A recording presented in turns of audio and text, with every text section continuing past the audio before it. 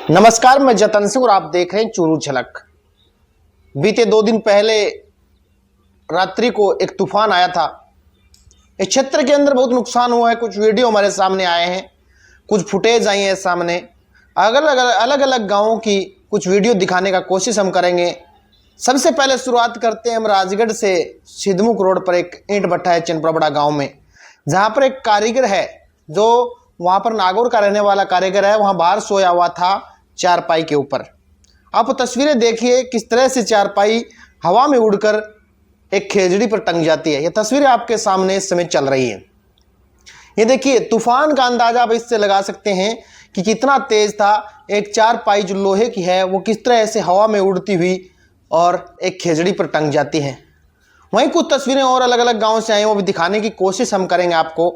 लेकिन उससे पहले इस तस्वीर की गौर कीजिए कि ये भयानक तस्वीर, जिस प्रकार का जो हवा थी, गति थी हवा की, वो बताई जा रही है कि 60 से 70 किलोमीटर प्रति घंटा की रफ्तार से तूफान आया था। इसके साथ साथ बात करूं तो मैं तमाम वो क्षेत्र जहां तकरीबन 200 से 250 इस क्षेत्र के अंदर गांव हैं। कई गांव में ऐसी रहे कि विद्युत पोल हैं वो गिर चुके थे, जो जर्जर हालात में थे वो गिर गए थे। कई गांवों में टिन शेड वगैरह भी उड़ी हैं। मैं एक तस्वीर आपको दिखाना चाहूँगा राजगढ़ के निकटवर्ती गाँव राघा की। जी हाँ, तस्वीरें गौशाला की, और गौशाला का शेड देखिए किस तरह से धराशायी हो गया। जब गौशाला समिति के कुछ सदस्यों को पता चला कि इस तरह का तूफान आया हुआ है और गौशाला में इस तरह का नुकसान हो रहा है, एक दीवार है वो पूरी की पूरी गिर चुकी है, तो कमेटी के सदस्य आए और आनन फानन में गायों को किसी तरीके से वहां से रेस्क्यू करके बाहर निकाला। जिस प्रकार से अगर रेस्क्यू नहीं करते तो कहीं ना कहीं नुकसान गायों को भी हो सकता था, लेकिन उन्होंने सूझबूझ दिखाते हुए गायों को बाहर निकाला और कहीं ना कहीं एक जो बचाव है उन्होंने किया।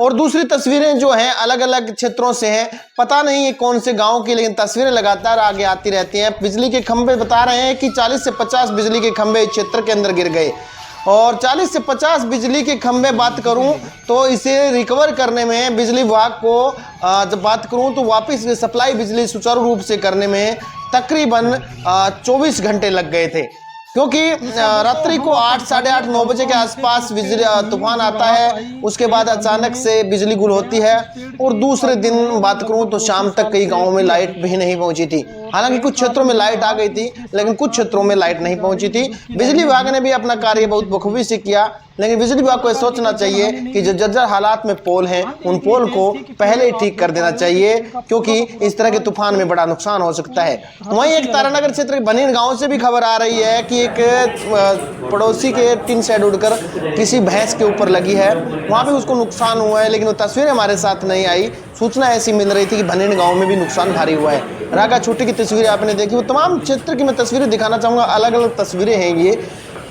कुछ तस्वीरें ऐसी हैं, कुछ फोटो ऐसी हैं जिन्हें चिन्हित या आप नाम पता हमें नहीं पता है। सोशल मीडिया के मार्फत हमें ये फोटो और वीडियो मिले हैं, लेकिन कहीं ना कहीं आपको जिस प्रकार से कल शाम को सरकार ने अलर्ट किया था कि चूरू, मैं बात करूं तो जिस प्रकार से चूरू क्षेत्र की खबरें हम चलाते हैं, तो आज 24 घंटे या कल शाम को नोटिफिकेशन जारी किया था अगले 24 घंटे तक कहीं ना कहीं आप है वो सचेत रहिए, क्योंकि आंधी तूफान आने वाला है। तब बताया जा रहा था कि रायसिंह नगर की तरफ से एक तूफान उठने वाला है। हालांकि वो नहीं पहुंचा, हवाएं भी नहीं चली, लेकिन जिस प्रकार से ये 2-3 तूफान बीच में आए हैं पिछले गत 15 से 20 दिनों के अंदर, 2 तूफान में बात करूं तो कहीं ना कहीं क्षेत्रवासियों को सचेत रहने की जरूरत है। इस तरह का तूफान अगर आता है तो सबसे पहले खुद की सुरक्षा करें, पशुधन है उसकी सुरक्षा करें, और बच्चों को बाहर नहीं भेजें। कुछ